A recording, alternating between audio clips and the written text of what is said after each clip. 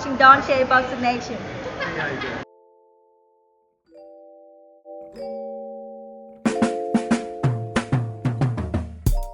Dontaesboxingnation, what's going on, guys? So Jaron Ennis, he steps up in competition, gets a very impressive knockout over Sergey Lipinets in the 6th round. He finished him off with an uppercut that laid him flat on his back. I mean, he was explosive on the outside, the inside, from a lefty stance to a righty stance. He pretty much does it all. There was a couple things when it comes to Jaron's performance that really impressed me. One of them was the fact that he got caught with a really good right hand in the 2nd round, and how he reacted. He was relaxed. He came right back with his own combinations as if he never even took the shot.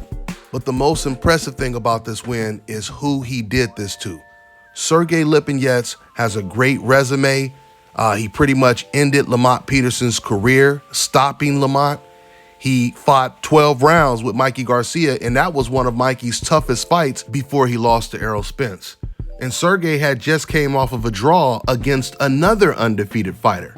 And Jaron becomes the first person to knock this man out. You know, a lot of times when undefeated fighters step up in competition, they end up getting a win and it's very competitive. Maybe they struggled a little bit. And you will often hear the fighter who won say, that was my most difficult fight. But we know for a fact that wasn't Jaron's most difficult fight. In fact, that looked like another journeyman he just beat right there. That's how good Jaron Ennis is. Jaron had said a couple fights ago that they had called out about 5 undefeated fighters, prospects, contenders. And he said all of them turned down the fight. But the fact that Vergil Ortiz and his team, they just recently said that they don't want that fight now, they want it later down the line.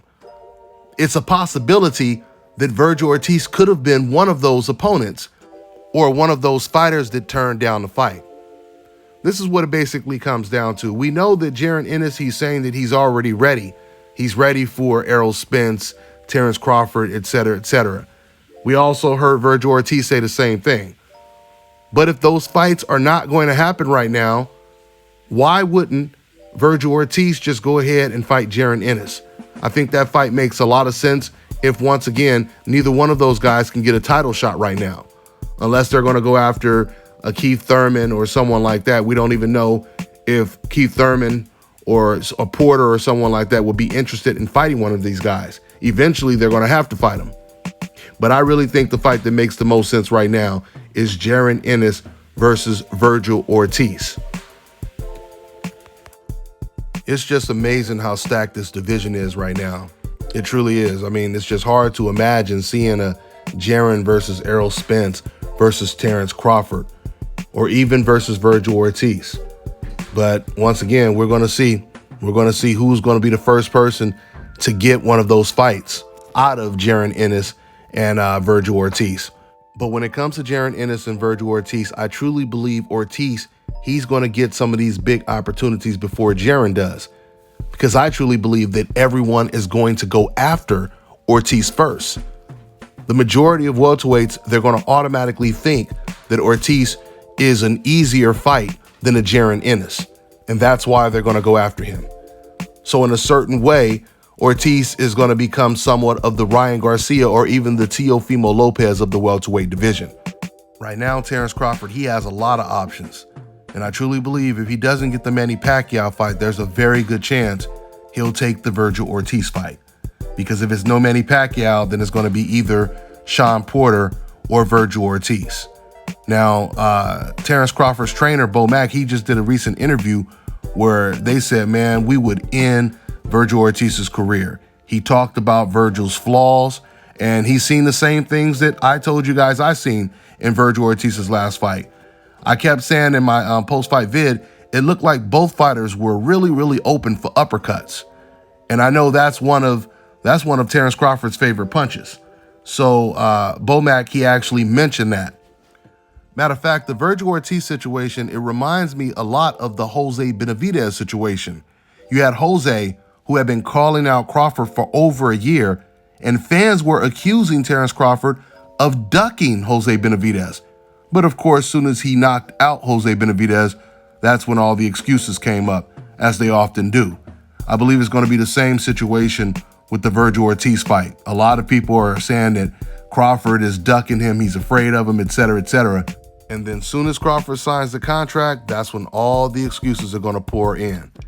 And it's crazy too, because these type of fans, they don't even wait until their guy loses. They start making excuses before he even loses. Because a lot of the Ortiz fans, deep down, they feel that Terrence Crawford is going to win. So they try to make an excuse before the fight happens. Even though, once again, these are the same fans that were saying that Crawford was avoiding him. So we'll see who will fight Jaron Ennis first. Once again, he's now calling out, or now he's saying that he's ready for Errol Spence and Terrence Crawford. I wouldn't be surprised if Terrence Crawford takes a Jaron Ennis fight, but I truly believe that he will go after Ortiz first for the reasons I mentioned earlier. That's all I got for now, guys. I'm on to the next one.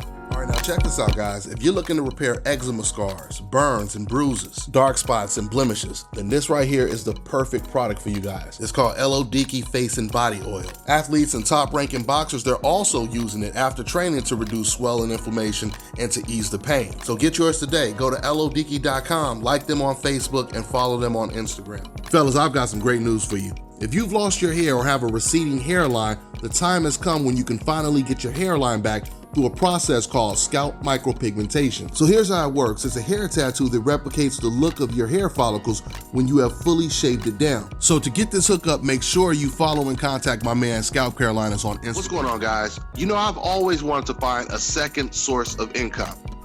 And I've always wanted to learn about stocks and trades because I've heard so much good stuff about it. So I finally found a way to do it. And now I'm learning from 6, 7, 8-figure traders. So not only am I learning from them, but the most important thing is I get to copy their trade. So I get to earn while I learn. Now, if you want the full details, click on the link below so you can learn while you copy and paste their trades. And just understand this, guys, just by watching the video, you're doing a great job of supporting my channel, and I appreciate it. And the craziest thing about doing this trading is you can do it anywhere. All you need is an internet connection, and you can do it just with your phone. So if you want to learn how to make a second income alongside me without having to pitch, sell, or recruit, go ahead and click on the link below, and I'll see you inside.